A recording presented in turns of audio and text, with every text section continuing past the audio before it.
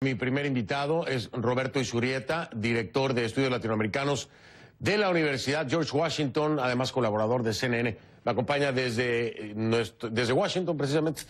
Roberto, ¿cómo estás? Buenas noches. Muy buenas noches, Fernando. Gracias por la invitación. Gracias a ti. Feliz 2018, por cierto. No nos veíamos desde el año pasado. Igualmente. Gracias. A ver, señor Izurrieta, dígame usted, yo he planteado el tema como si DACA se hubiera convertido en una especie de rehén de Donald Trump para poder conseguir sus exigencias en cuanto a promesas de campaña. Una de ellas es el muro, lo sabemos, y el otro es el reforzar la seguridad en la frontera, ¿no? Son las dos grandes promesas de campaña de Donald Trump que no han encontrado una respuesta o que no se han concretado y que ahora utiliza DACA como una especie de rehén para poder lograr estos objetivos. No sé cuál sea tu perspectiva. ¿Coincides? ¿Crees que se está utilizando así DACA?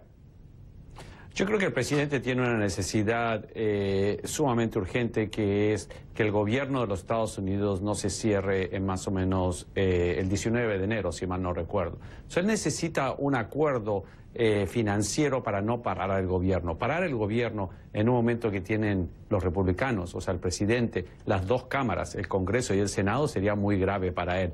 Entonces, lo que hacen los demócratas es decir, muy bien, ¿quieres llegar a un acuerdo para financiar el Estado? Hablemos de DACA.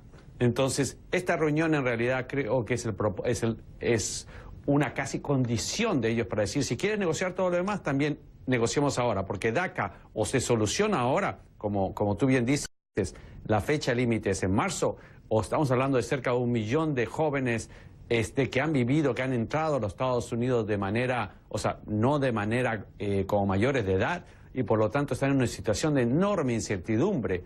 Sería gravísimo aún para los republicanos y quizás para su propia base. Esto es, se vio forzado, y yo creo que se está forzando, porque en última instancia él mismo no quiere llegar a ese punto en marzo donde tenga que deportar a jóvenes, muchos de ellos que son héroes de guerra, que son soldados, y son personas que tienen una vida regular aquí, pero por supuesto están indocumentados.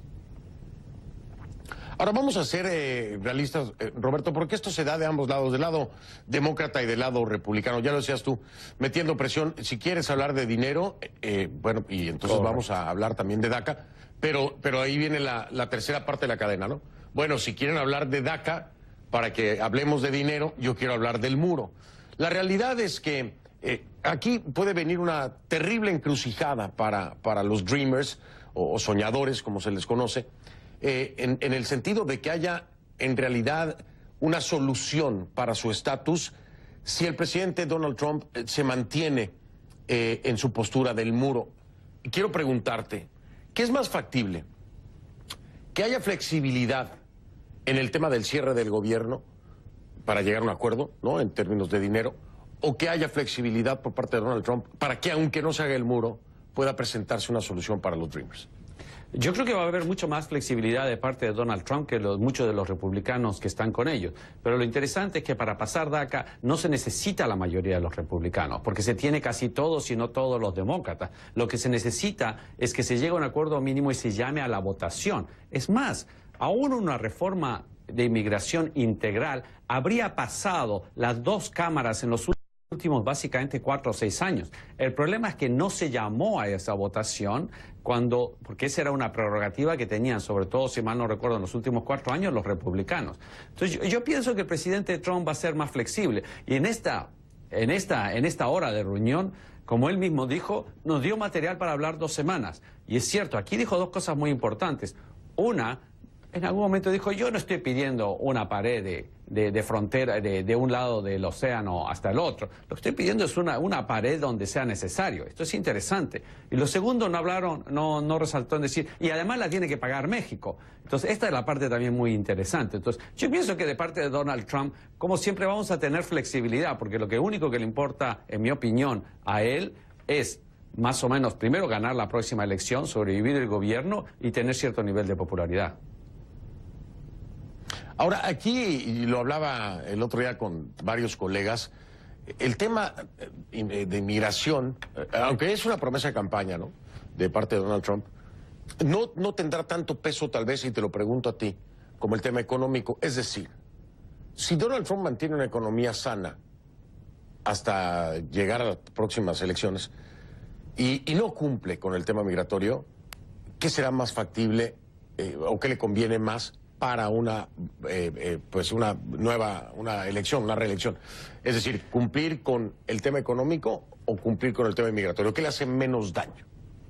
Yo pienso lo siguiente, la economía es un requerimiento para ser un buen presidente o para tener popularidad. Esto significa que si tú tienes una buena economía, puedes ser popular. Si tienes una mala economía, no importa si seas un gran presidente, vas a ser impopular. O sea, la economía en ese sentido manda, y eso es fundamental, pero puedes también tener el caso, por la misma lógica, que tienes una buena economía, pero aún puedes ser un presidente impopular, porque estás causando una serie de distorsiones políticas en comunicación, en las emociones de los ciudadanos, que pienso que es lo que está pasando en esta administración. El problema ahora no es económico, el problema ahora es el libro que salió y de lo que estuvimos hablando los últimos días, el problema ahora es toda esta hora de conversación que a la gente está un poco confuso y su base está también reclamando. Entonces, esas son las cosas que le están causando sobre todo problemas y además, en mi opinión, por supuesto, porque yo creo en los principios fundamentales de la democracia, a mí no me gustan presidentes que estén demostrando señales autoritarias o de no respeto a la democracia, como es tratar de influir en la justicia o excederse o tener demasiado control en la legislatura. Esas son cosas que a mí personalmente o profesionalmente me incomodan. Y te lo preguntaba porque en la sumatoria de todas las situaciones que se han venido presentando con Donald Trump, este tema de su equilibrio mental o su capacidad de estabilidad mental, por llamarlo así, sumado a lo que pueda venir de esta entrevista que vaya a tener con Robert Mueller, ¿no?, el fiscal especial asignado para el caso de Rusia en las elecciones.